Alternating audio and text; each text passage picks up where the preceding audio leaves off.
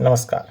जरा एक पल के लिए सोचिए, अगर कल सुबह उठकर आपको पता चले कि आपके मौलिक अधिकार, बोलने की आज़ादी, राइट टू इक्वलिटी, न्याय पाने का अधिकार सब सरकार के एक निर्णय से खत्म हो गए, तो क्या होगा?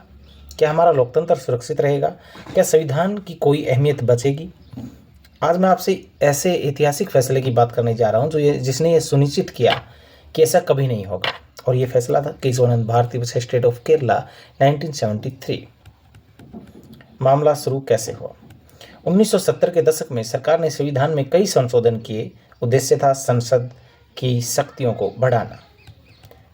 सवाल, क्या संसद संविधान के किसी भी भाग को, यहाँ तक कि मौलिक अधिकारों को भी पूरी तरह बदल सकती है क्या?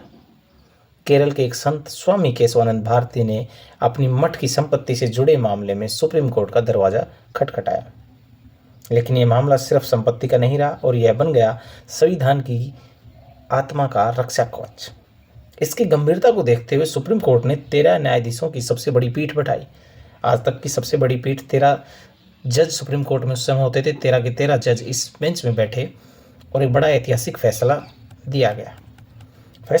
24 अप्रैल 1973 को सुप्रीम कोर्ट ने 7-6 के बेहद करीबी बहुमत से ऐतिहासिक फैसला सुनाया।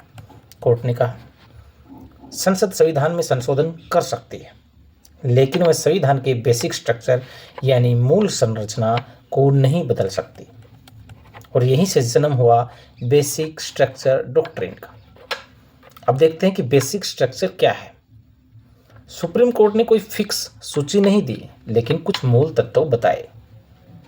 जब पूछा गया सरकार के द्वारा कि आप बेसिक स्ट्रक्चर किसको मानते हो, तो सुप्रीम कोर्ट ने कहा, संविधान की सर्वोच्चता यानी सुप्रीमेसी ऑफ द कॉन्स्टिट्यूशन, लोकतंत्र, डेमोक्रेसी, धर्मनिरपेक्षता, सेकुलरिज्म, न्यायपालिका की स्वतंत्रता, independence of the judicial review, मौलिक अधिकार, ये सारे के सारे बेसिक स्ट्रक्चर है हमारे इंडियन कॉन्स्टिट्यूशन का। और साथ में ये भी कहा कि समय समय के अनुसार बेसिक स्ट्रक्चर को जजमेंट टू जजमेंट डिफाइन किया जाएगा, जो आज तक किया जाता रहा है। मतलब साफ था उस समय कि संसद शक्तिशाली है, लेकिन संविधान से ऊपर नहीं है। अब जानते हैं कि इस फैसले का आम जनता से क्या संबंध है। यह फैसला सिर्फ कानून की किताबों तक सीमित नहीं है, यह हर नागरिक की सुरक्षा से जुड़ा है।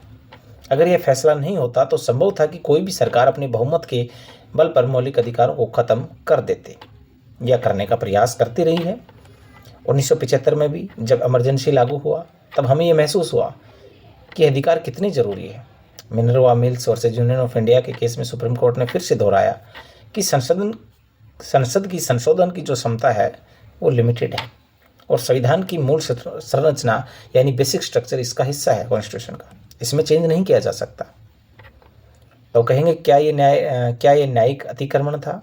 कुछ लोगों ने कहा कि सुप्रीम कोर्ट ने संसद की शक्तियों में दखलंदाजी की, संसद के पार्लियामेंट के काम में दखलंदाजी दिया सुप्रीम कोर्ट ने। कुछ ने इसे जुडिशियल और रिच भी कहा।